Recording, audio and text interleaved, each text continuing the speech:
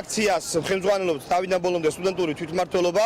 მე მინდა განსაკუთრებული მადლობა გადავუხადო ორბიჯ გრუპის ხელმძღვანელობას, სამშენებლო კომპანია ორბიჯ გრუპს, რათა მან დაგვიფინანსა 5 ავტობუსი, დანარჩენი 5 ავტობუსის თანხა შევაგროვეთ სტუდენტებმა და ესე ორგანიზებულად მივდივართ. ძალიან კარგია, როდესაც უნივერსიტეტი ესეთ პროექტს აკეთებს და სტუდენტებს აძლევს საშუალებას წავიდნენ და მოილოცონ ის წმინდა ადგილები.